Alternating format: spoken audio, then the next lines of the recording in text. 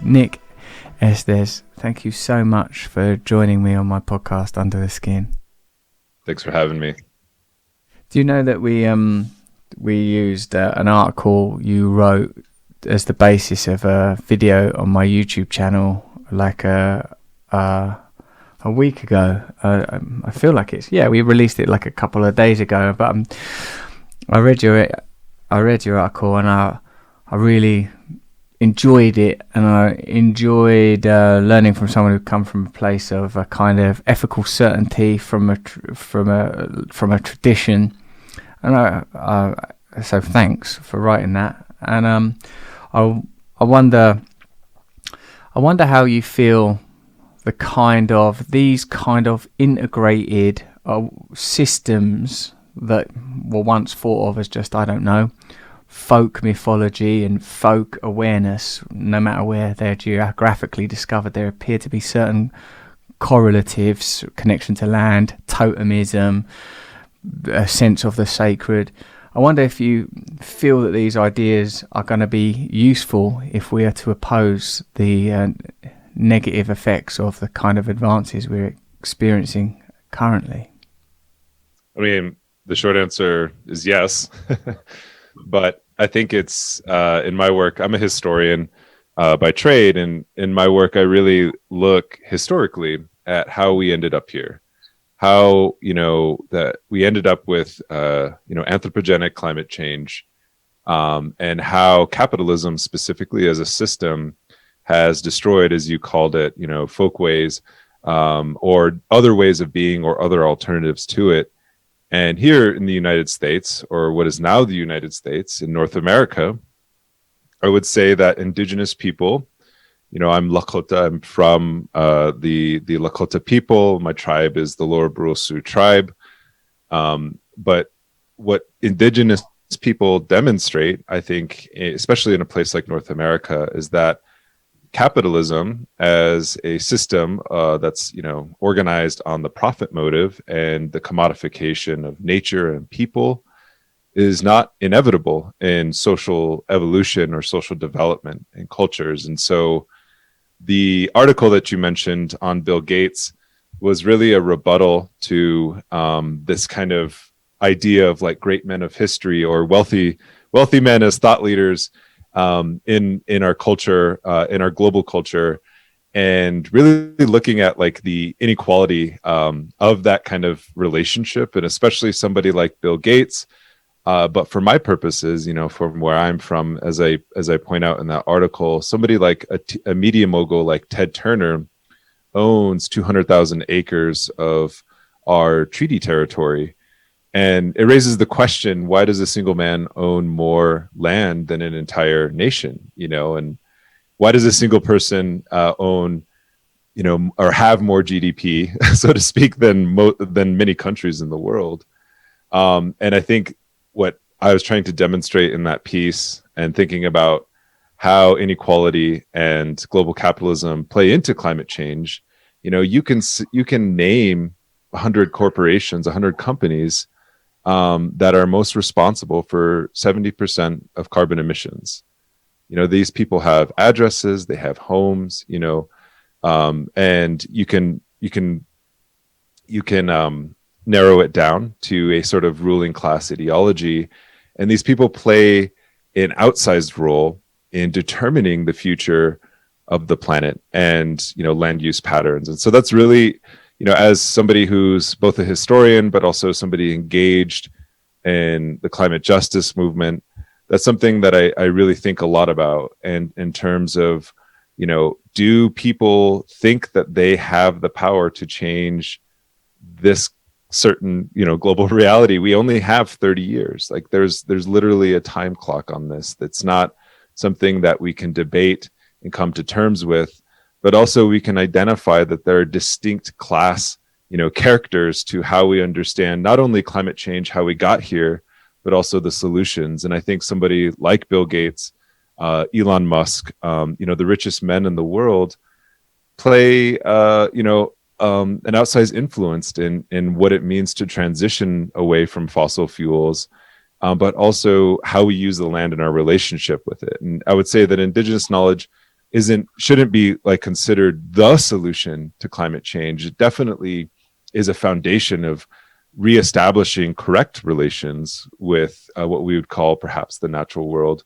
But it can't just fall on us, right? It can't just fall on one group of people, and it has to be everyone who comes to that table. I was very affected once when I read a article by an activist called, I think his name is Russell Mead, who's also an actor.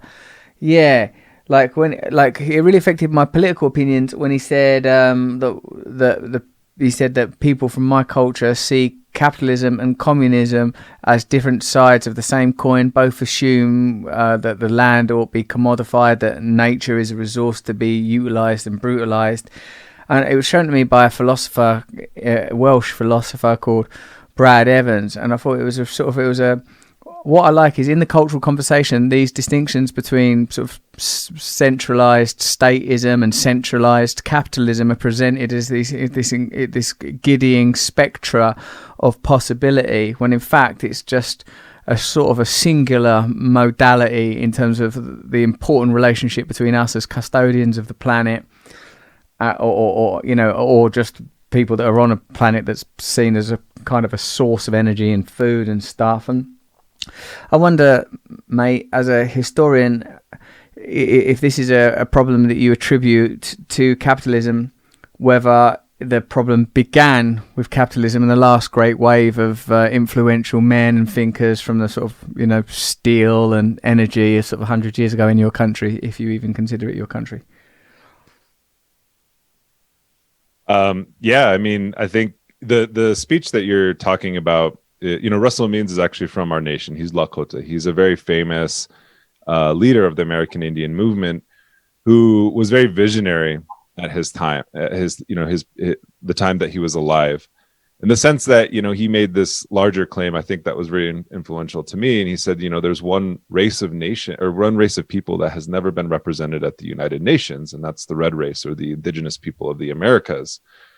The speech that he gave that you're referencing was kind of a rejoinder to this sort of left idea that progress is based on simply extraction, right? And it's not to say that all left projects or all socialist projects are fundamentally based on, extractive, technologies and extraction itself. It's to say that like Western society as a colonial society that has, invaded, what Russell Means would consider his nation and his territory, our nation and our territory, did so not because they just like hate Indians, they hate our culture, they hate, our religion or whatever. It's because we possessed a commodity that they desired, and that's land, right? And so we became racialized, and we became Indians, not because of our culture, not because of our language, not because of our worldview. We became Indians because we had the land, right? And there are all kinds of Indians, right? There's the West Indians, there's the East Indians, right? So this is a kind of British, Spanish colonial project, and so that's what he was talking about in that particular speech. And I do think that when we talk about things such as development, it's always, especially in nations of the first world or the global north, we talk about development in terms of consumerism and consumption, and thinking about social development in terms of what kind of house you have, how many cars do you drive, what kind of food do you consume, right?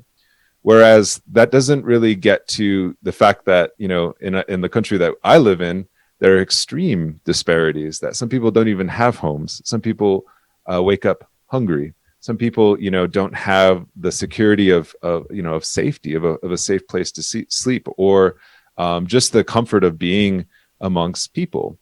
And so when we think about, I think it's radically reshaping how we understand like human social development and meeting human needs, such as hunger, housing, just basic notions of safety. That's fundamentally different than saying that to be happy in this world or to live the good life, one has to consume.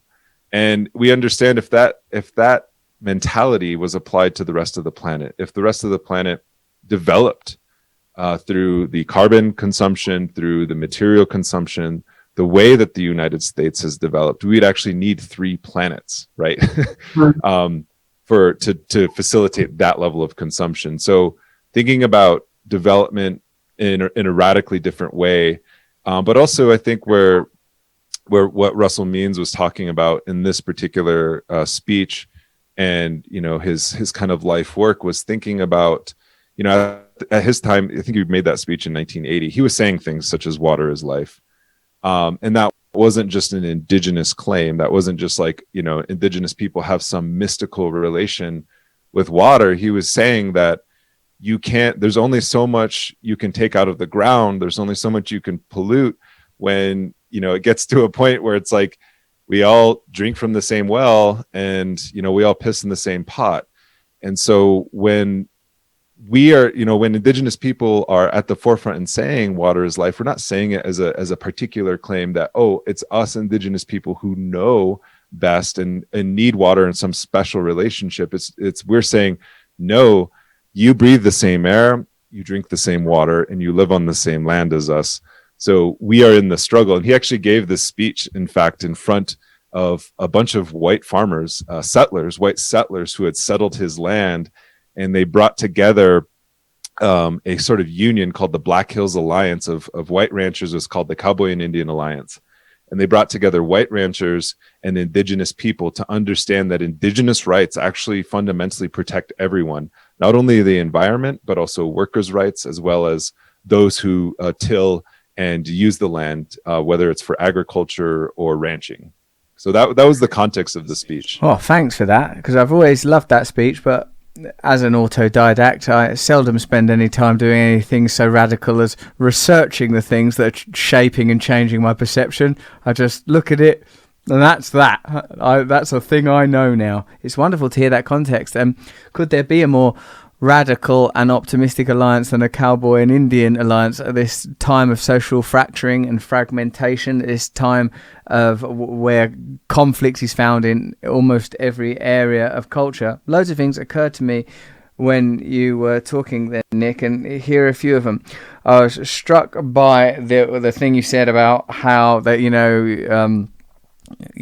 they became Indians as a result of their relationship to the land as custodians or proprietors, or however you want to see it, of the land. And that reminded me of the famous James Baldwin idea about the creation of the classification of Negro in order, in a sense, to sort of cast the shadow of of many of the prejudicial tropes, i.e. over-sexualization, animalism, laziness, and also to justify the brutalization, of course, of slavery. I had not seen that connection before, but I couldn't have done because I'd not had it explained to me before.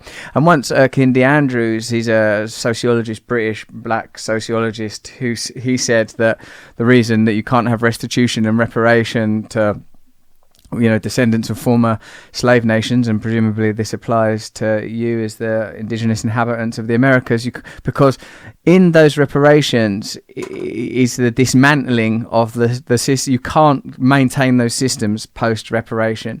And I feel like a sort of a similar thing is being hinted at here, Nick, when you say that the kind of amendments that would be required to halt climate change would mean such a disruption of the interests of the powerful as to completely reorganize society. That's why it can never happen. So what do you think about the sort of the utilization by, let's call it the political left, of sort of and certain corporations of greenwashing and climate change is everywhere. It's not like something that people are like, let's not talk about that anymore. It's not like that. It's discussed, but it's not discussed really, is it, in terms of capitalism? So how do you work through all that? Yeah, no, I mean that's a really good question, and what you're really hinting at is the United States didn't come about by accident, right? These systems didn't come about by accident. And it wasn't just like somebody threw a bunch of ingredients in a bag and shook it up and then out comes, history.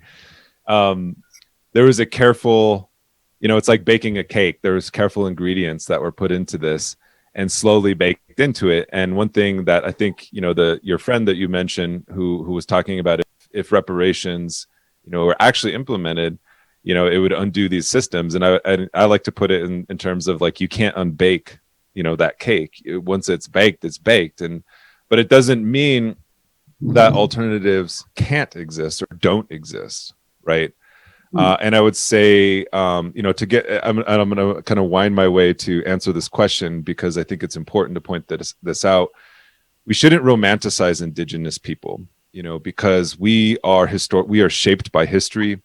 There are Indigenous, to give you an example, at the time, before Deb Haaland, she was just appointed to a cabinet level position in Biden's administration. She's an Indigenous woman from New Mexico, where I'm speaking to you from.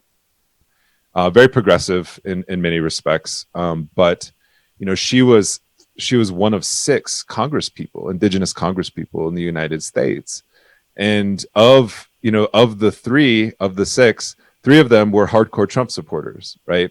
So it's not to say that Indigenous people are always aligning with progressive values, or that identity is somehow some kind of marker of good politics or good relations. It's not that way. Like, the system produces a kind of a disparate kind of class structure, and Indigenous people aren't immune from that. So I just want to point that out right away. But in general, the experience of Indigenous people in this nation is such that we are at the bottom rungs of all socioeconomic factors, whether it's, police violence, incarceration, poverty, the list goes on and on. But what makes, sort of our colonization and our subjugation particularly unique in a context of the United States is that our cultures and our social systems and our values developed around a material reality of this land. We learned how to live on it. We learned how to cultivate it. 80% of Indigenous cultures in the Western Hemisphere were agricultural. And so it begins to it should raise questions in your mind. When you think of my people, Lakota people, you think of people who are, riding bareback, bare-chested, killing buffaloes, like living free, like very masculine and macho. But we don't think of us as like cultivators, as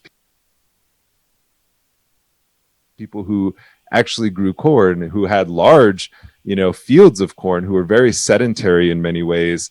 So there's a lot of stereotypes, because how people engage or know Indigenous people is not through reading books. It's often through television, right? The cowboy and Indians trope. So that makes, that's why we are sports mascots still to this day in many places. This is why people can play Indian and dress up like Indian, because that dehumanization process, it works 2 ways. One, to eliminate Indigenous people, because if we're just playthings, the killing and our elimination is much easier. It makes the access and the granting of our histories, our bodies, much more easier, and our lands as well. And so this is a very complicated, we're our primary form of like racialization, or how people know us, is by thinking that we don't exist anymore. Yeah. So that's one hand, and so there's this tendency to either romanticize or to, completely disappear without fully understanding, and the other aspect of it is that we developed a culture that was non-capitalist, that wasn't based on exploitation, that didn't, were things such as, slavery and, it's not to say that there wasn't prehistoric slavery. I'm sure there was, but those weren't the foundations of society. It wasn't based on coercion. It wasn't based on the commodification of nature. That was something that was fundamentally introduced. They took away that way of life through our material culture and living with the land, just by dispossessing, but we still retain that knowledge and those cultural practices to this day, and that reverence for the land itself, and thinking of it as a relative, right? For me, as a Lakota person, as a Lakota man, my ultimate goal in life is to be a good relative and to live in correct relations, both with the human and non-human world. And where that gets us to the second part of your questions, and I apologize for kind of monologuing, but sometimes we have to backfill some of that information to so that we're on the same page and we can get to the place that we need to go and get to those important conversations. So to kind of get to the the facts of the matter, in 2008, there was a global financial crisis. In the United States, there was also what we now know as the fracking revolution. Fracking technology, was kind of being implemented. It was hydraulic fracturing. It was a way to get at previously inaccessible or expensive forms of oil and gas in the Earth's crust. And so these two things coincided: a global financial collapse as well as a fracking revolution. Under Obama's administration, he implemented what he called the all of the above energy policy, or American energy independence. And this meant increased domestic oil production so that the United States could wean itself off of foreign oil, especially like in places like Iran or Venezuela, and began implementing harsher sanctions against those countries as a result. And this is something that we talk about as Indigenous people. We understand geopolitics. We understand why they're coming after our land and why they're coming after our resources. And so this began the fracking revolution, and domestic energy production, or domestic oil and gas production in the United States under Obama, increased 88%. Right. And you also have the creation of the tar sands in Alberta, Canada, which has created a dead zone larger than the state of Florida. I don't know if that means anything to your listeners, but it's a huge area of land that has been completely destroyed. They built walls around it to essentially extract this very dirty oil. And the Canadian government subsidize a lot of these projects, a lot of these Canadian corporations. Canada is often seen as, the nice alternative to the United States, but Canada is also home to 60% of the world's mining corporations that plunder the rest of the planet, including my homelands where I'm from. And so they put through pipelines such as the Keystone XL pipeline. And so this is where the fight against the pipelines erupts. This is where the Dakota Access Pipeline really kind of galvanizes Indigenous people. It was actually the Keystone XL pipeline for us, but after we sort of won the Keystone XL pipeline fight, then we switched to the Dakota Access Pipeline fight, and we can talk about that later. But the outcome of that was that under Obama, that pipeline was finished and then sort of finalized under Trump. And we often attribute a lot of the kind of bad energy policy and the fossil fuel, the expansion of a very aggressive expansion of the fossil fuel economy to somebody like Trump. But in fact, a lot of those policies happened under the Obama administration. So for us, we're in this kind of trap of like Democrats and Republicans when basically it's kind of the same wing of the same kind of bird. And so it's a little bit difficult, even though we would prefer, to be colonized less or more kindly in some regards than the more aggressive form of Trump. Whereas Trump, represented something that was very, it was a naked form of colonialism that was like very easy to grasp. He valorized genociders like Andrew Jackson and, John Wayne and things like that. So that was a little bit easier for us. But now that we have Biden, a kind of return of Obama's policy, what we're seeing, and I'm kind of bringing this back to the question you were talking about, a green transition. What we're seeing under the Biden administration is another kind of energy boom and another kind of energy rush. And, this happened it also began under Obama and was very much aggressively expanded under Trump. But Biden, with his $2 trillion green transition plan, he commits to transitioning the entire federal fleet, all the cars that the federal government owns, into electric vehicles. That requires an immense amount of metal, such as copper, right? And things such as lithium. Where are these things going to come from? Right now, China is like the number one producer of copper and lithium. And the thing with copper and why it's so important is that you can't, the kind of copper that's needed in renewable technologies like electric vehicles, wind turbines, solar panels, has to be very pure. It has to be mined, and it has to be mined. It can't be recycled. So it has to come from somewhere, right? And so, Biden gave this kind of speech during his campaign, and it wasn't a public speech, but he gave a speech to one of the largest mining associations in the United States, basically saying we're at a dawn of a new era of mining. And just like, the Obama administration wanted to increase domestic oil production to wean ourselves off of foreign imports, we as the United States want to also increase our production and extraction of what we are calling strategic minerals. And that includes lithium, right? That includes copper. And so under the Obama administration, there was this rider to the National Defense Reauthorization Act. And I'm sorry if this is a little bit boring because it kind of gets into the weeds a little bit about this stuff, but there was the rider to the National Defense Reauthorization Act back in 2012 or 2003, I can't remember. In an Arizona congressman or senator named John McCain added it basically to sacrifice or to designate an area of national forest or an area controlled by the a national forest in Arizona, which is also an Apache sacred site, to be opened up for mining, copper mining, by a company called Rio Tinto. And the idea was that if this mine went forward, it would produce the 1/5 of the United States need for copper, anticipating this green transition, anticipating this green renewable revolution, right? But still dedicated to the kind of extraction mentality and the colonial mentality that we're going to sacrifice. It would be like, I don't know, what's the big church in England? St. Paul's Cathedral, maybe, or Westminster Abbey.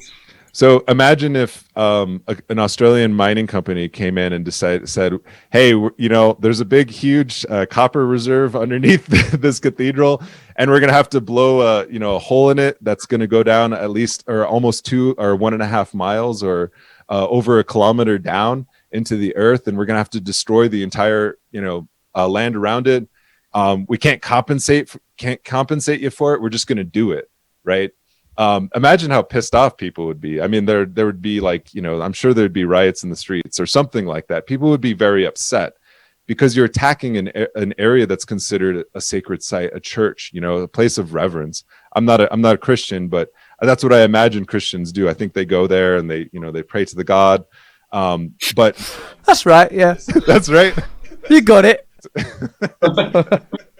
Don't you ride roughshod over my culture. That's my sacred heritage. They eat like wafers, right? And they drink. Yeah, we have wafers. Yeah, we got some wafers in there. I mean, it does make it seem particularly offensive that would be somehow framed as a Green New Deal, if part of the Green New Deal is to blow up sacred sites of the indigenous people of the land. I mean, listening to you describe and explain that, Nick, it's difficult to feel optimistic about the Democratic Party, Biden, or much of the rhetoric around climate change, climate concern, and also, may I add to that, the kind of gestural, cultural compensations that are offered in the realm of diversity.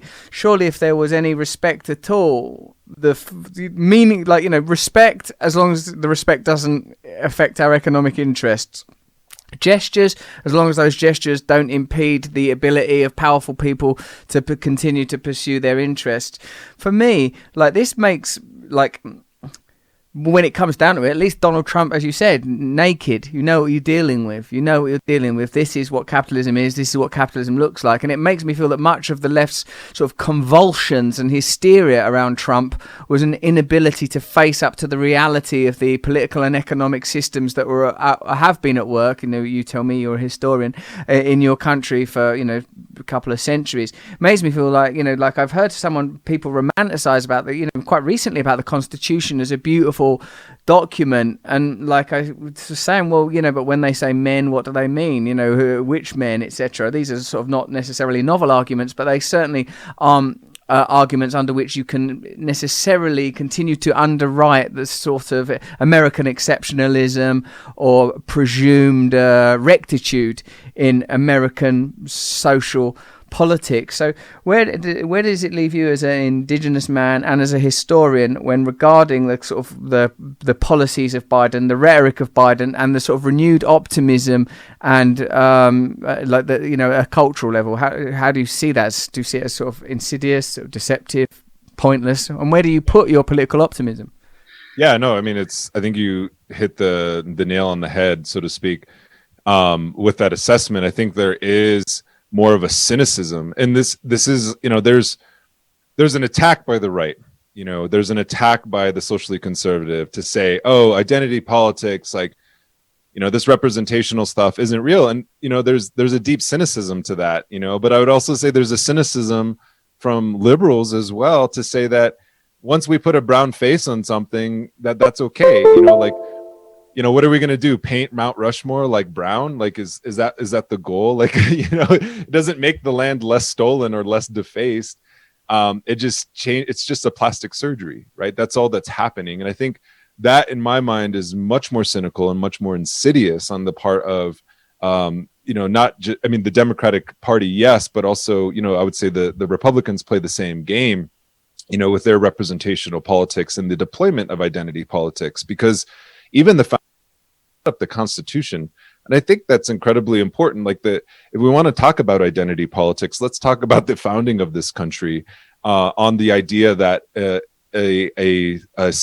plantation owning or a land owning class is somehow aggrieved, right? Like, because that's the foundation. If you read the Declaration of Independence, I think there's 22 or 23 grievances. I can't remember. I should know this as a historian, but whatever, who cares? And one of the final grievances is talking about, and this says this in the Declaration of Independence, you can go look it up online. It says, it's all these, the king did this, the king of England did this and this and this, and he incited domestic rebellions amongst us. And those domestic rebellions, what he was talking about were slave revolts. And then also he has encouraged, a kind of what he called the merciless Indian savages. Thomas Jefferson wrote this, the merciless Indian savages on our western frontier, whose like only known rule of warfare is to kill everybody, right? Talk about projection, right? So immediately in that founding document, it was almost as if they were laying out, everything that the protesters on January 6th who stormed the Capitol were invoking. They were invoking an aggrieved sense of white victimhood.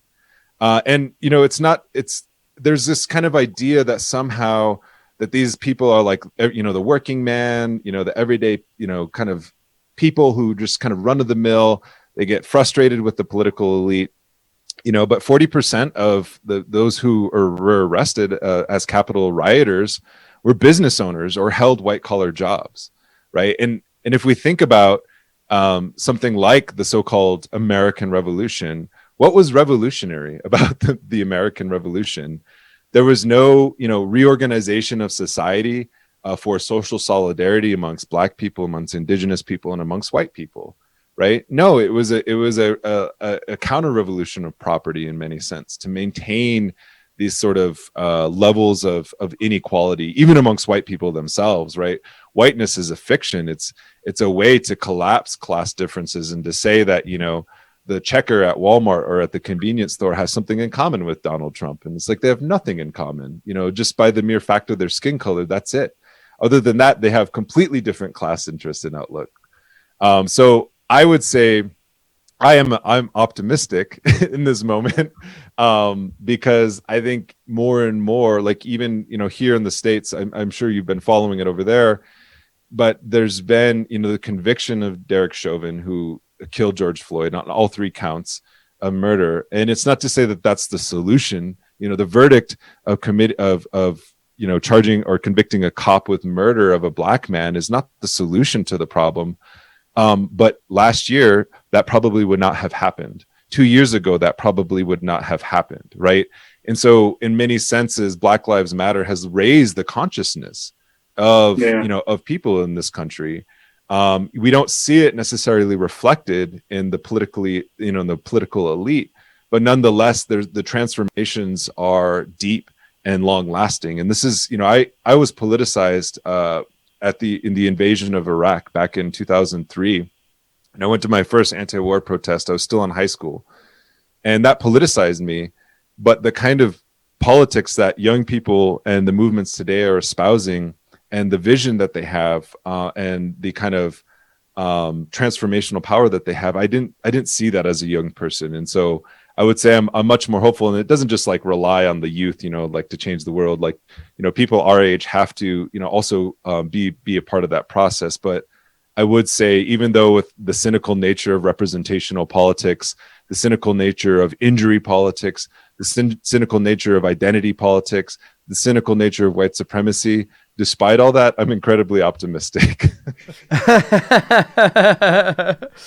That's lovely. You mentioned earlier the kind of sacred relationship between Indigenous people and water, as demonstrated in that speech there that we touched upon. This resacralizing could be seen, as you indicated, not as a kind of the sort of mystical branch of savagery and ignorance, but a kind of rational appreciation of the symbiosis between the inhabitants of the planet and the planet self. When I hear you say this stuff, man, about sort of like the Capitol Hill thing, that sort of 40% of them are sort of kind of were business owners and in sort of white collar roles, but simultaneously the veil of whiteness to mask the economic inequality that is central to the kind of politics that we, in the EU, I suppose, have in America. I feel that there is a great deal to learn from the historical period that you're sort of citing and drawing from, even with that kind of that alliance between the Cowboy Indian alliance, i.e., like the fact is that whether that's apocryphal or if it's inaccurate or not, whether or not Trump, I think there's certainly a sense that Trump appealed to blue collar Americans. It was part of an anti-elitism, anti-intellectualism. That I can't help but think that the sort of the white supremacy component of that is a kind of an unconscious and ubiquitous attribute, as opposed to central and defining, i.e. the white supremacy is institutional and somewhat transcendent of various political strata. So it's going to be present in the Democrats, it's going to be present in Republicans, it's sort of there anyway. Do you feel that in order to have a meaningful progress, meaningful alternatives, there needs to be a political movement that acknowledges the sacredness of the land, acknowledges the rights of various people, natural inhabitants, descendants of slaves, but also brings somehow to the forefront the interests and rights of white, non-white, all economically underserved communities, brings them together? And isn't part of the problem with identity politics is it allows figures like Biden to shaft Indigenous people with like that mental copper mining St. Paul's thing that you talked us through, whilst posturing as a kind of a friend to non-white communities? Isn't that something that needs to be counterposed, and doesn't that counterposition require alliances that go beyond race and enter into class? Yeah, absolutely. I mean, I think one of to go back to that time period in the Black Hills Alliance, they defeated Union Carbide, they defeated some of the most powerful energy corporations by uniting together, I would say as a class, not as distinct kind of categories. I mean, I think, for PR purposes, it says a lot when you have a Cowboy and Indian alliance, right? But there were gold miners in the Black Hills. And if you know anything about that region, gold mining was key to the theft of our territory. The reason why they took our territory is to get access to gold. And so you had miners unions in the Black Hills who were talking to Indigenous people and said, you know what, Indigenous rights actually protect us as miners, because it's not like we have a choice. Like nobody wakes up one day and be like, yeah, I want to work in the fossil fuel industry. I want to contribute to climate change. These are real economic choices for survival that people often have to make, right? And we can't fault them for doing so. So if the only alternative for a job is to work in the oil field or be a prison guard, you can't fault poor people for making those decisions. They're making survival decisions. But if they begin to understand, like as these miners did, that their safety, their work, their workplace safety is contingent upon living in a healthy environment, and they're using things such as arsenic and mercury to gold mine, they realize that like actually this isn't just about our protection as workers, but the only reason why they got to that point to acknowledge treaty rights, indigenous rights as fundamental to their rights as workers, was because they formed a union, right?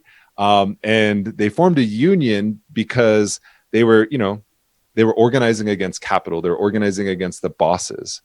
And I think that's, we have to understand that these things, I can sit here, you and I can have this conversation. I don't know who's going to, who's listening, at their job place right now and being like, oh, I'm convinced, this happens through struggle. Like it happens through education, right? And I would say that the majority of Americans, whether they hold backwards views or not, if they understood the real history of this country and this land, that they would have a much different opinion. Because, like you said, white supremacy isn't this kind of transcendent, transhistorical phenomenon. It happened. It didn't happen by accident, right? It unfolded throughout history. It looks different throughout, different times and places. It's not the same. It's historically contingent. It's socially produced, and it can be socially defeated as well. So I would say, yes, there has to be, some kind of, class alliance. I would say it has to be more so based on class than this idea that we can organize on identity. And thinking about these miners, how I actually found out about these miners was because I was doing work with the nurses union out in California. And one of the old kind of like union bosses, he's like, I knew some Lakota people. And I was like, oh yeah, who did you know? We're a small nation. So it's racist to say that, all Native people know each other, but the reality is we all know each other. but he's like, oh, I knew this person and this. And I was like, what the heck? And it turned out that he was one of those miners, those gold miners, who was involved in adopting an indigenous rights framework as a workers' rights framework in the mines. And I was like, this is incredible, so it shows what is possible, right? And I think this gets to another aspect. When we talk about things such as water is sacred, we have to think about, the term water protector and where that came from. That came from Standing Rock, and that came from the Standing Rock Nation taking a stand against the Dakota Access Pipeline and saying, not only is this water sacred for us as indigenous people, but it's also sacred for the 8 million people who rely on this river for drinking water. And so when anyone would walk through those the protest camp gates, they automatically became a water protector, not because they were indigenous. Many of them were white, many of them were black, many of them, were from all different kinds of backgrounds. And so it was a universal, kind of label. It didn't just apply to indigenous people. It was centered on indigenous values, but it showed that our struggles aren't some kind of tack on issue, that everyone can be a water protector, and that this is something that should be ingrained in our society. This is something that should be valued. And if we think about water protectors, land defenders throughout history, if we think about the indigenous people in the Amazon rainforest who are protecting the very oxygen, the very lungs that we all need to survive, they're being criminalized for their jobs, right? That's their job, right? That's their job, is to protect that environment. They don't get paid for it, right? But they get criminalized for it. And we can think about, this is necessary for life on this planet to continue, but yet it's a devalued form of labor and work, much like, we think of the kind of division of gender and gendered labor, such as caretaking, child rearing, and all of those things as falling on women. And they don't get paid for that, but it's necessary for the reproduction of life, right? So this is a reorientation of values and how we understand work, how we understand, our relationship to the natural environment, because it's not just something that is our problem as indigenous people. It's everybody's problem. Everybody has an investment to protect clean water, clean land, and also, the Amazon rainforest. I want the next generation to breathe, a clean air and to experience clean drinking water. This reorientation will require, as well as the new alliances that we've touched upon, a new mythos, I feel, that may necessarily need to be separated from economic imperatives. I feel that it is often a mistake to try to persuade people on the basis of utility, because I feel that utility is such a significant part of the problem. Like, if you don't look after this water, then you're not going to have any water. I recognise that's a sort of a functional way of recruiting activism and making people appreciate that separation is temporary and illusory, and there is this sort of the separation is ultimately underwritten by a kind of oneness, and that's not necessarily a mystical idea, but a practical one based on observable systems such as respiration that require an external component for the and digestion. All of these individualized systems have an externalized component. I wonder how, without resorting to economics, a new mythology might be uncovered to unify people, because as you said, it's going to be a struggle, and that struggle is going to require motivation. And I feel that a key part of the subjugation of people, regardless of race, but particularly salient to class, is this kind of wearying toll that modern life takes, the hypnosis of media and propaganda, the negative effects of bad diet, the lowering of horizons, the increasingly limited role that we even play in our own lives, the lack of agency, the lack of democracy. What little I know about some of the nations that you are speaking about, and to a degree on behalf of, for me it sounded like there was sort of an inherent sense of democracy, an inherent sense of responsibility that was not just lateral but vertical, that travelled through time, that understood that you couldn't have the individual at the apex of all experience while the individual needed to be honoured, but also this role of responsibility. I feel that some of these ideas, I don't know how they scale. Perhaps that's one of the problems. Perhaps they don't need to scale and couldn't scale. But I certainly feel there's important information in there. As a historian, I wonder if sort of the mythology of the nations that are important and significant to you, and if there's anything you can tell us about that, and whether or not they can be rebooted and sort of energized, sort of presumably in the way that they operate for people that belong to those groups. Yeah, no, I mean, it's a good question. It's something that I said earlier, and I could expand a little bit on it. This idea, in our language, we talk about wotakie, which means to be in relation, or to be a good relative, and that's the aspiration of a Lakota person. I don't think that's a universal. I don't know if that's a universal aspiration for all Indigenous people. I don't want to generalize, because we are distinct. There are in just this country alone, there are over 570 different nations with different histories, different value systems, different languages, etc. But according to that philosophy of living in good relation, that's something we think about throughout our history. And the first sort of prophet that we have in Lakota history is Te Sawi, which actually means white buffalo calf woman. It was actually a woman who brought us back into correct relations with the non-human world and the animal world. Because, frankly, we were just being shitheads at the time. We weren't being good relatives. And, these animals and, these plants weren't producing and sustaining our lives. And so this person came and brought us back into correct relations. And some would attribute it to somebody like a figure like Jesus. I don't know. I don't think everything has to be compared to Christianity. I don't really care to make that comparison because I don't know. Did Jesus bring people back into relations with animals? Did he do that? I'm asking you as a expert. Well, I feel like, gosh, my understanding of the Christ metaphor and the function of the Christ figure is to actualize divinity within the human, that God is not abstract, God is personal, that God needn't be mediated, God is felt, that God is part. You are God, God's within you, I and the Father are one, that light and consciousness are analogous to God, that we are the living experience of God, and as such, all separation, all conflict is futile, and that we should live in unity. That's the sort of mythic Christ and much of the gospel Christ. There's sort of obviously lots of analysis of a historical Christ that sort of suggests that he's more in line with an apocalyptic preacher that were common in that historical era, that were sort of in a sense talking largely about end times and how judgment was upon us and we needed to sort of wake up.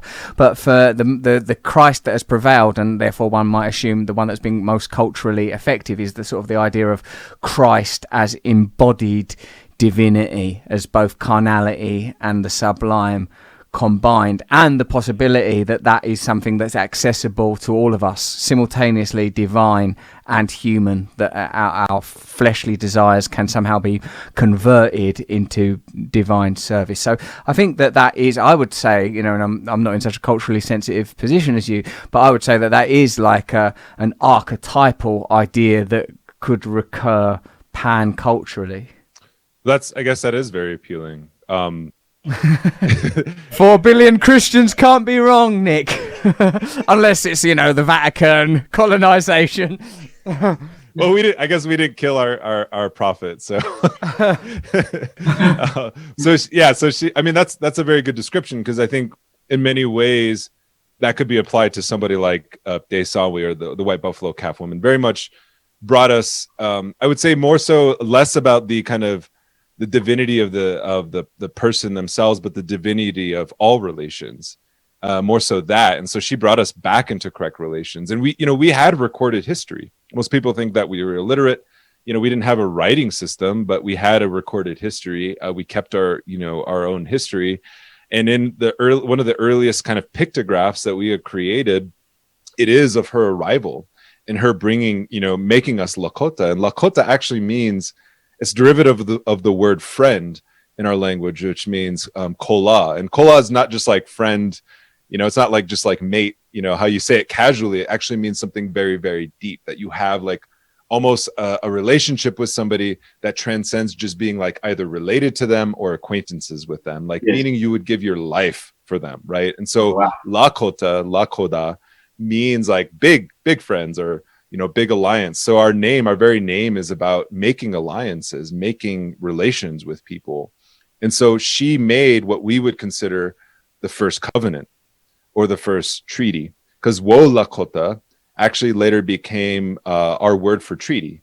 And so a lot of these words, they change over time, right? And so when we made treaties with the United States government, our most famous and most powerful treaty was the 1868 Fort Laramie Treaty. And it was one of the only treaties that actually entailed a section for non-human relations. It literally set aside an entire 35 million acre. I don't know what that translates into hectares. I apologize for the wait, do y'all use, I always mess it up. Do you all use like the English system of like land? Like, I don't. When people say hectares and acres, I have to convert it into football pitches. Okay. So a lot of football fields. And so like there was a lot of these, so there's this entire territory that was set aside because we understood our treaty or our agreement or our covenant with the United States had to include non-human relations. For us to be Lakota people, we had to set aside a hunting territory for our Buffalo Nations, because we call ourselves Teoyate, which means Buffalo Nation as well. And so it's very unique. And the treaty makers from the U.S. side, they were all like, they only met with military generals, and they were always men. They would never meet with our women, even though the women were considered, we are a matriarchal society. They were considered leaders, and so this act of treaty making or entering into a relation with the colonizing nation actually usurped, in some ways, or attempted to usurp the political authority of Indigenous women, but also created this agreement that set aside a 35 million acre territory for the Buffalo Nation specifically. And so what these military-minded, military men did was they said, well, if the buffalo doesn't exist anymore, then this territory shouldn't exist anymore. So what did they start doing? They started exterminating the buffalo. The U.S. military did this. Most frontier army posts never actually engaged Indigenous nations. They never actually fought them. but they were simply posted out on the frontier to shoot and kill and exterminate the buffalo nations, because the extermination of a buffalo meant literally translated into the acquisition of territory. And so this is how like imbricated these kind of knowledge systems are, and also thinking about the relationship that we have with a colonizing nation state like the United States, that our understanding, because when you interpret treaties, it comes from both sides. Not one signer gets, a monopoly of interpretation. Both sides get interpretation. And so our side is that we defend our treaty territory to also defend the non-human relations, which includes our buffalo nations, right? And so when I was writing, go back to that Bill Gates piece, this is something that has always stuck out in my mind, is that there's the largest buffalo herd is privately owned by somebody like Ted Turner. And we as indigenous people, my nation, we have our own buffalo herd. We have, so it's part of our fundamental obligation as indigenous nations to protect the non-human world, because it's literally part of that original covenant that was made by Te Sanwi, right? The white buffalo calf woman. And so we walk forward with that in our mind, that we understand, that we make relations with the non-human world as well. And I would say in a modern application of this, or a modern iteration of this, comes from a country like Bolivia that that came together and drafted the People's Accords in 2010.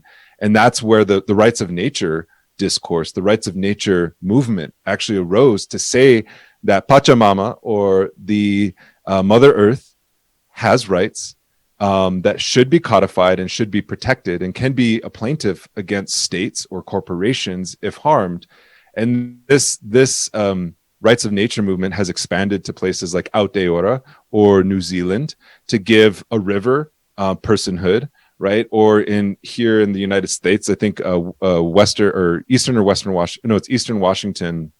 No, it's Western Washington. There's a river in Western Washington that was also accorded those kinds of rights of personhood, to say that they have the same rights as a human being. I don't know if that's a kind of like that one-to-one equation is really apt, but the kind of intent behind it shows that that rivers, mountains, forests do have some kind of sentient being, do have some kind of right to exist, right? Not just to exist for their own sake, but also to exist to understand our relation. How do we live in good relation to water, to plants, and to animals? It's fascinating that in a secular society where religion has not only been extracted from government, but has perhaps been extracted altogether from the order of power, that it is necessary to grant personhood to a river or trees in order to resacralize it, because there is no cultural notion of what it is to be sacred, other than, well, I suppose it could be like a person. And that's sort of such a kind of reductive way of looking at the sacred power of nature. I like you saying there about the good relative and the sort of potency of, like, that you would give up your life, i.e. that connection, that relationship is more important than sort of personal sovereignty or, personhood. It reminds me of something that Carlo Rovelli, the quantum physicist, said when we were on here, and I'm sure he said it elsewhere too. In fact, I think he's written a book about it, like where he said that at the most fundamental level of the material world, in the sub-particular realm, nothing can be said to exist at all except in relationship to other sort of submolecular factors. Like that existence is dependent on relationship. Existence is relational. I feel that this process of resacralizing the world and recognizing that there is a sort of divinity in the way that we relate to one another, the way that we relate to the planet, is a vital tool in providing an alternative narrative or myth to the, let's face it, the fundamentalist ideology upon which the sun never sets of global capitalism, the imperatives of which can not be challenged easily, and will always present gestures, smiles, Green New Deals instead of necessarily the change that is required will impede the interests of the powerful. So we might as well cut to the chase and start saying it's energy giants, it's tech companies, it's billionaires like Bill Gates, it's the states, like the state power itself that's ultimately going to have to be challenged. An uprising of this kind is going to require new alliances that you can see how it advantages the powerful to have us sort of squabbling as we currently are around certain very particular bespoke, sometimes syntactic issues. We're being stymied by our own kind of protocols when there are these enormous battles to be undertaken. Yeah, the ruling class is united and we aren't. I think you hit like the ruling class in the United States is united through the state itself, right? We just saw one of the most lucrative contracts go to Elon Musk for space exploration. We're recording this. I don't know when this is going to publish, but tomorrow is Earth Day, and the United States has, historically since at least 2009.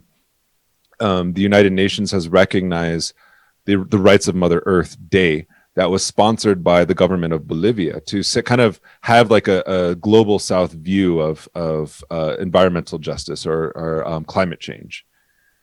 And since the coup government withdrew Bolivia from that position on Earth Day, and now the United States has, under Biden's kind of own language, has reasserted leadership in climate change and climate mitigation. And so he's inviting, it's like literally just like it's like an expo to sell like Elon Musk's, Tesla cars and things like that. Like that's the vision. That's the kind of state level leadership that the United States is providing. It doesn't mean like that there are a lack of alternatives. There are alternatives, right? And I think what you're pointing out is that like, we have to find, and we could have conversations about it, but it really has to happen on a grassroots level. People organizing around certain issues, but we have to find unity as a class, as people who are the have-nots, the humble people of the planet. We have to find some kind of common ground and unity to fight back, because otherwise, what's going to happen is we're going to get, maybe we do transition away from fossil fuels. Maybe that happens. And that you and I would agree that that's a good thing. But the level of exploitation and inequality would still exist, right? And we can't let that happen or fall back on the people who are most affected. And I think this is where, I think one of the biggest steps we can take, practical steps that we can take, is begin to tax the rich. The rich have an outsized carbon footprint, so it needs to be taxed. We need to raise taxes on them. That's the first practical step that we can take, because what happens with people like Bill Gates, what happens with people like Jeff Bezos, is to avoid taxes, they sequester that money into their foundations, where they still have control over that money, right? It's not a public good. It's still private, and they still have control over how that money is being distributed and how that social wealth is being distributed. And we have to, I think, change our mentality that, the social wealth that workers, that farmers, that, everyday people produce belongs to them, and that they should have a larger cut of that pie. Those are just beginning steps. Like, obviously there's more radical things that need to happen, but I think advocating for these things at a small scale achievable wins builds the confidence, builds the psychology of everyday people that you can win. Like, I'll be honest, like, I haven't been an academic. I come from a poor ass background. I grew up in a fucking trailer, like, I grew up around white kids who I didn't know were racist until we got older, until I understood, like, I was like, why are you calling me this? Like, what? Like, I don't even understand. Like, we grew up in this, like, we literally grew up in the same filth together, like, what was it that divided us, and I worked as a fast food worker. I've been in fast food longer than I've been in the academy, right? I've made more pizzas than I've published books, like that kind of thing. And so I understand that bosses suck. I understand that, what you have to do to survive. and that we should organize as a class in, across differences, right? That we have to find commonalities. Like, differences are important. You can't escape race because the system is racist, right? But we have to organize and understand that, racism, white supremacy, isn't just about controlling people like me or, black folks or whoever. It's actually about controlling white folks first and foremost. And so there's a vested interest in all of us to overcome this, to move beyond. And I think, as a kind of like a populist, like, everybody hates the rich. Like, everyone can agree on that they have undeserved wealth and power. So that's something that we can organize around. And I think somebody like Trump is very cunning in that regard, because he plays himself off as anti-elitist, as you said, anti-intellectual. He's like the common everyday guy. He just says what he feels like is on his mind, and he's considered an outsider or a maverick. And it's not to glorify that, because he's a racist, he's a misogynist, he's an awful dude, right? But it's to say that he is tapping into something that I think a lot of people, feel deep down inside, is that, like, yeah, like, fuck the rich, like that's something that we can all agree on, that they play an outsized influence over our destinies, over our dignity as human beings. And it's unfair. Yes, that's beautifully explained, Nick. And listening to you, it makes me feel that there is a vast territory that is not occupied for a true populism that operates beyond the exaggeration of difference and is about the promotion of unity. I like what you said there about, like, it's a very easy thing to misinterpret. I'd imagine that the white people are the biggest victims of white supremacy. In fact, I'm going to organise a campaign around that, for the white victims of white supremacy. But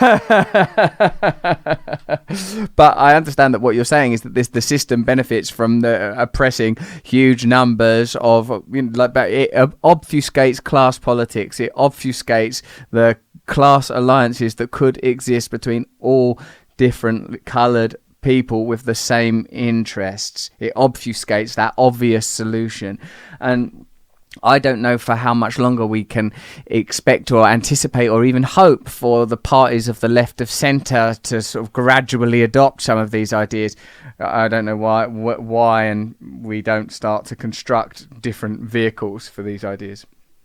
Yeah, I mean, it's a difficult task. I mean, in the United States, we can harp on the Republicans for just the overt kind of racism and the policies, whether it's disenfranchising black voters, native voters, or Mexican Americans or brown people in general from voting, or just empowering them, just politically.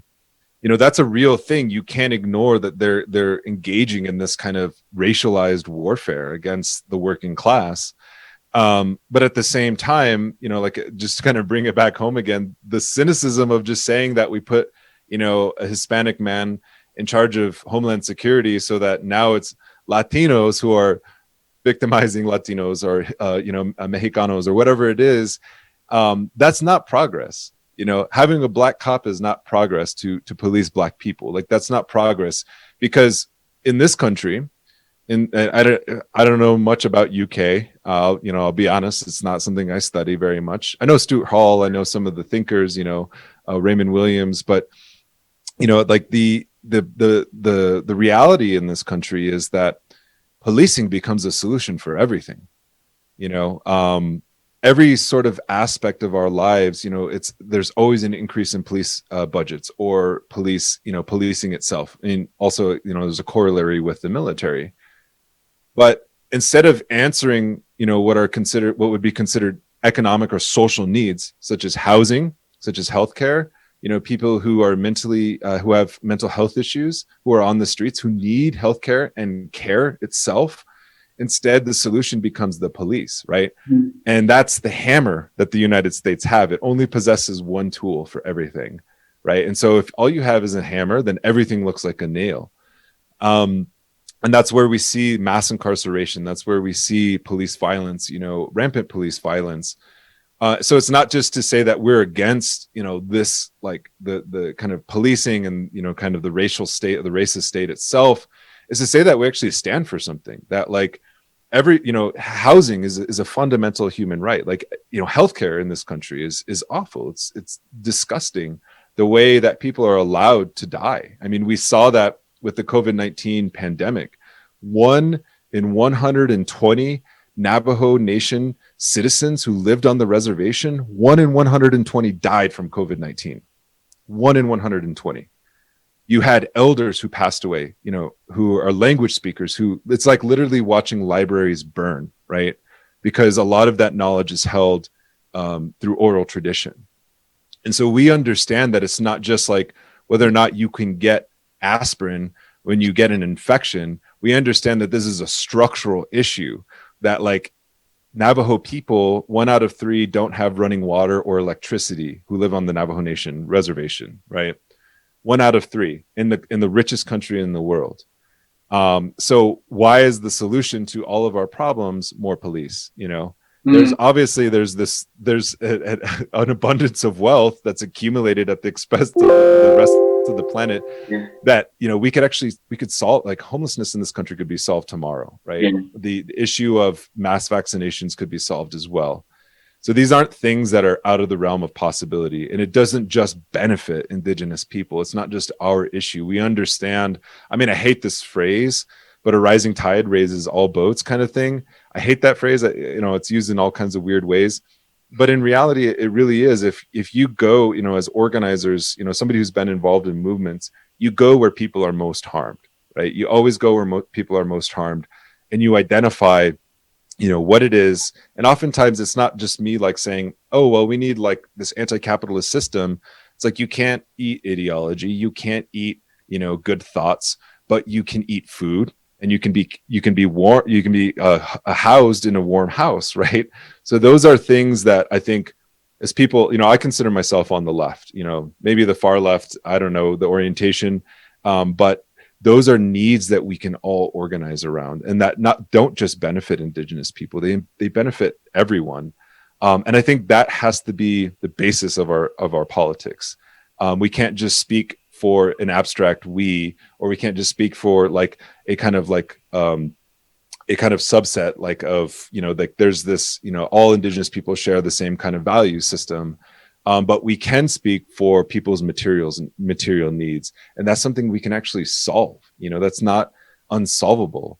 But the priorities of this country, the priorities of, even the green, the not just the Green New Deal, but the green energy transition, is one in which the Defense Department, and the intelligence community are seeing climate change as what they call a threat multiplier, that 250 climate refugees might be coming to this country, right? So we need to build better walls. We need to build better border security. We need to intensify. We need to increase our exclusion of the other. And that's like, how is that different from what Trump has said? It's just kind of rebranding. It's just like greenwashing the military. It's greenwashing the police. It's greenwashing Fortress America. Those aren't real alternatives. And I think if everyday people understood that this was like what was being done on quote unquote their behalf, I think we'd be having much different conversation, not just in this country, but throughout the world. Beautiful. Thank you, Nick. I like what you said. I got me interested in quite a lot of things there. One, I like what you're saying about that sort of the police. It sort of reminds me of the sort of corporate mentality that's sort of played out a few times. I think notably with GM Motors, that they discover there's a fault in the car that will kill a certain number of people. Then they calculate, we'll have to pay out this much in lawsuits, and recalling the vehicles will cost this much. Let them go. They make an economic decision, and it's easier to, it makes more economic sense to create a police force to oppress the legitimate expression of suffering than to deal with and address the suffering. I was again taken with this as something of a little more of an esoteric point, I suppose. But what is that? Because in that speech that we discussed, I think I'm saying his name right, Russell Mead, at the beginning of our conversation, he's talked explicitly about something that's sort of talked about in sort of classical philosophy, Socratic philosophy, about the power oral communication versus written communication, that there's a sort of a different power, you know. And in that speech he says at the beginning, I'm saying this now, you might be reading it, but I'm saying it, you know. And he goes into the sort of significance of that, and you there with like the loss of elders and stuff, and them being like living libraries. What is that devotion to that method of recording, and is there something in it other than sort of, you know, cultural things around just the sort of, you said something about pictograms earlier and the kind of techniques that have, you know, is there something ideological at play there? Yeah, I mean, so if we think about the treaties, if we go back to them, we signed them. They were written in English, right? They weren't written. I mean, we didn't have a written. Well, I guess we did have a written language at the time, but we were functionally illiterate compared to, you know, the colonizers in that sense. So we couldn't read the treaties. So how is it that we knew the rights or the things that were articulated in those treaties? And it's because we had a well-developed oral tradition, right? And so, like, you know, I'm an academic, so when I submit something for publication, it gets peer reviewed, right? So they sends it out to people who are experts in my field, and they tell me like, oh, you know, you got this fact wrong, or maybe you should cite this. That's like a textual kind of peer review process. When we think about, you know, and I can create a list of books that you should read, because there is like a very profound oral history or oral tradition within our culture. And so, like, somebody like Black Elk Speaks, I don't know if you've ever heard of this book, but it's kind of like considered the North American Bible of Indigenous people, right? He's Lakota. Like, we're very nationalistic. We're very famous. Russell Means, like, all these people, like, yeah, we our treaties, all these things, like, yeah, everyone wants to be us, right? So the stereotypical Indian is always Lakota people. So we're used to it. You know, love us or hate. We say there's two kinds of people in the world. There's Lakotas, and there's people who want to be us. But anyways, so Black Elk Speaks, very famous vision and oral history.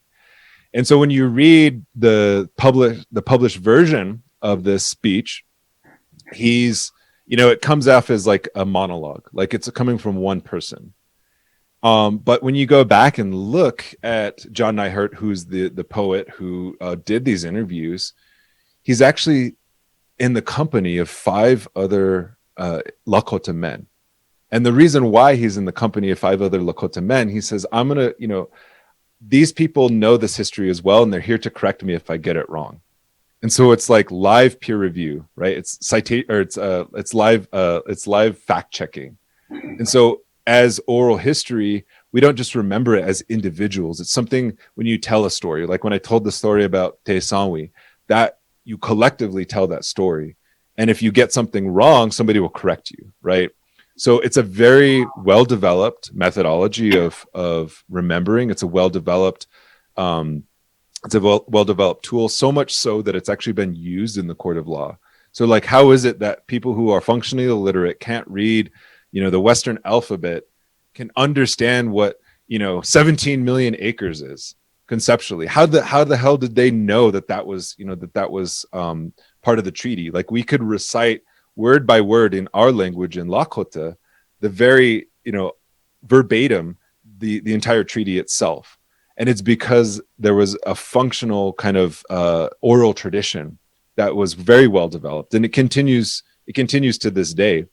And one other kind of aspect of this, and this is what I really like, is whereas, you know, in kind of written word, that written word becomes truth. It becomes the truth, the sole truth.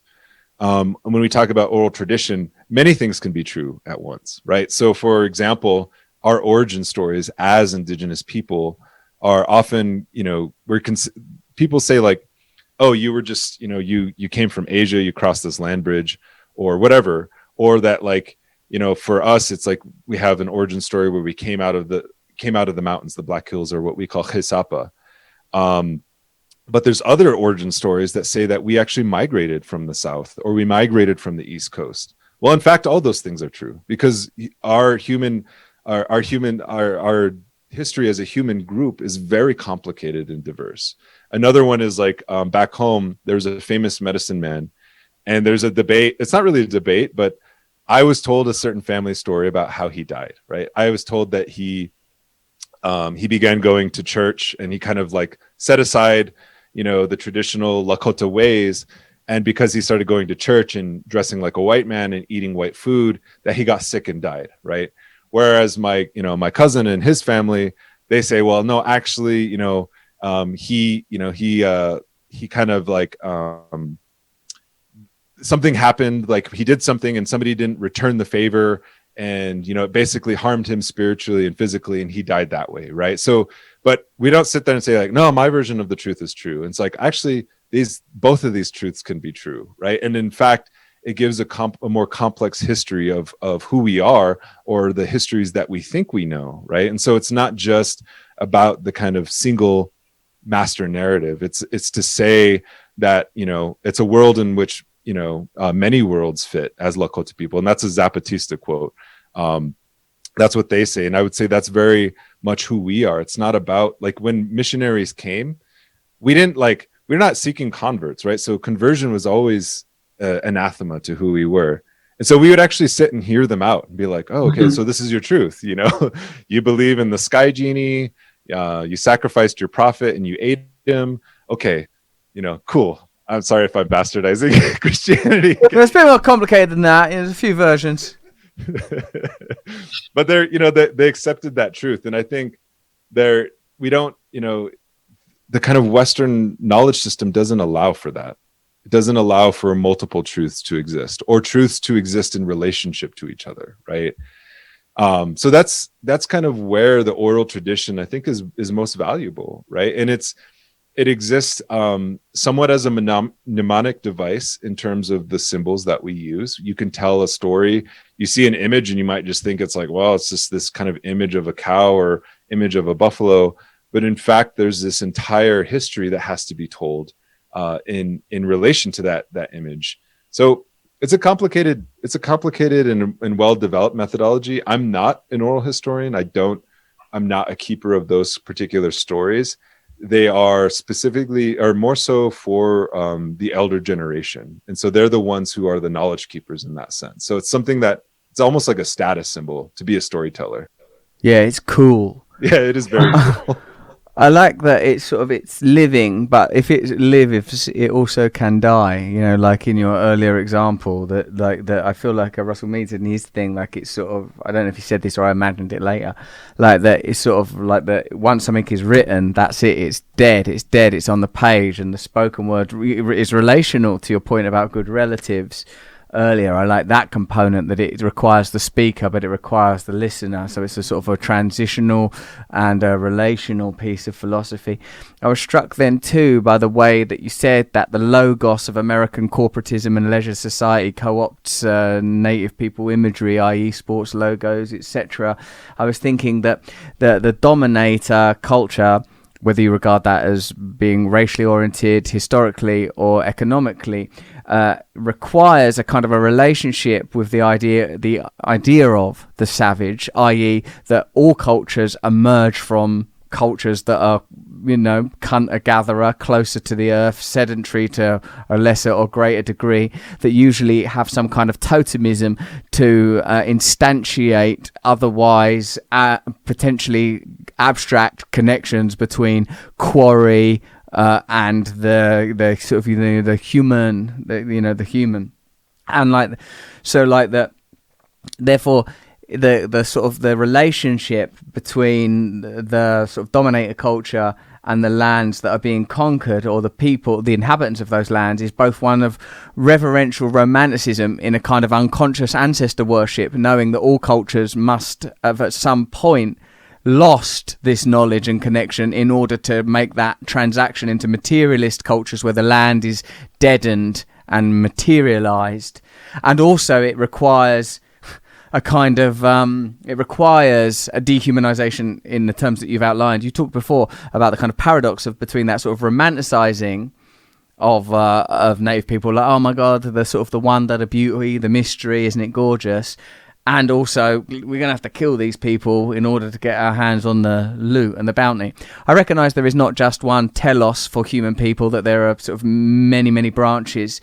But it feels, even when you were talking about the sacred buffalo white buffalo calf woman, that once more, like there is a sort of at least a mythic relationship between Christ and the Lamb, who referred to as the Lamb, partly because of his, the sacrificial nature of, the relationship, but also there's a sort of connection between sort of Muhammad and goats. And I suppose like those are the relationships there between these sort of monotheistic cultures and pantheistic cultures, are that, both of these figures somehow have dominion over animals. Christ, the shepherd; Muhammad, peace be upon him, the shepherd, or goat herd. Whereas in the culture you described to me, it's the embodiment of the animal, the embodiment of the totem, living as the totem. Even there is not the idea that it is a utility, a resource, but there is no separation. I was just struck by some of those things, man, and wanted to say them to you.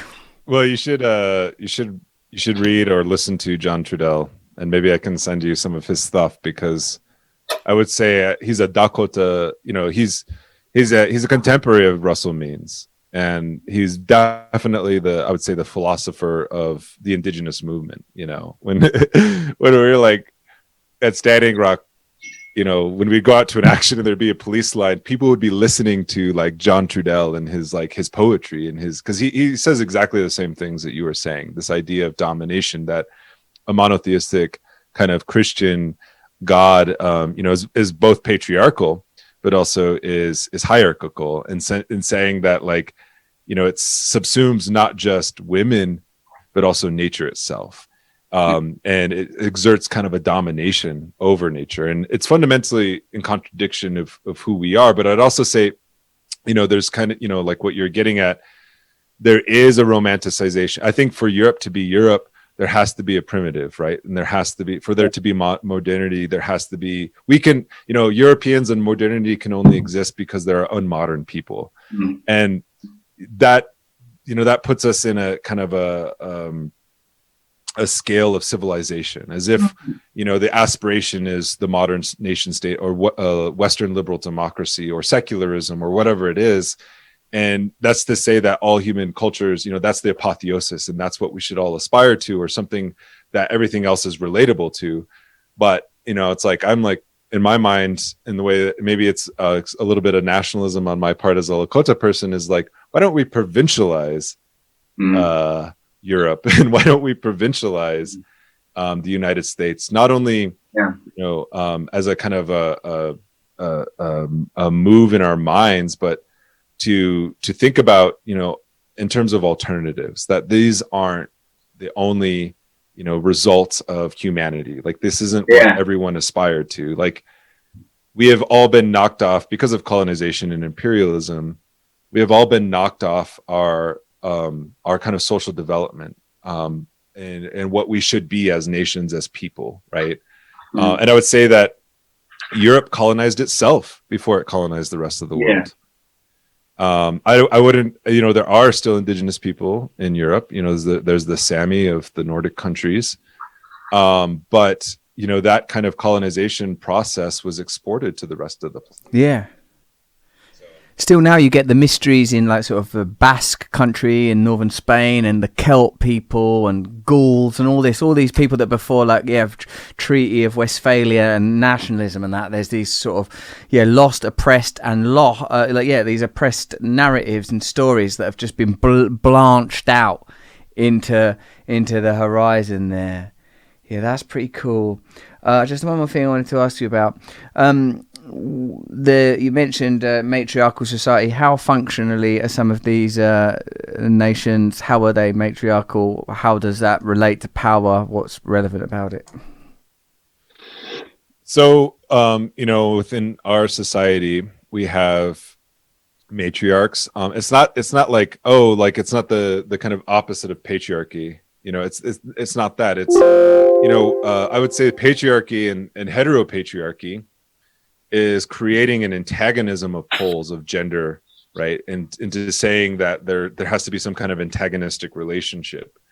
It's not that we like lived in peace, right? We had problems. We're everyday people. We woke up, we had existential crises, we had war, we fought each other. There was corruption. There were all kinds of those things. We're very human, right? but the way we organized our society was less based on these kind of like this gendered kind of dominance or gendered relations of power. There are definitely divisions, right, in society, but it wasn't as pronounced as sort of what we encountered with white society, right?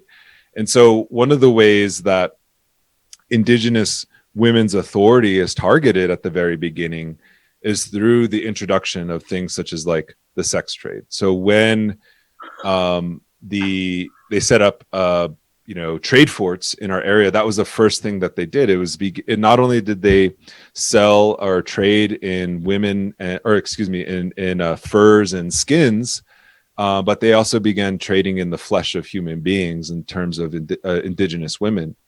And so that became a way to kind of undermine or usurp indigenous women's authority, because they only sent European men to colonize. They didn't send European women initially, right? And so that became a way of quote unquote civilizing us, is introducing new leadership and usurping those roles. And so today, as a result of the introduction of the sex trade alongside of the penetration of capitalism, we have what are called the phenomenon of murdered missing indigenous women, where indigenous women disappear at higher rates and are killed. Murder is the third leading cause of death amongst indigenous women, right? And this is a phenomenon that happens at a young age, and 1 in 3 indigenous women are more likely to be raped in their lifetime.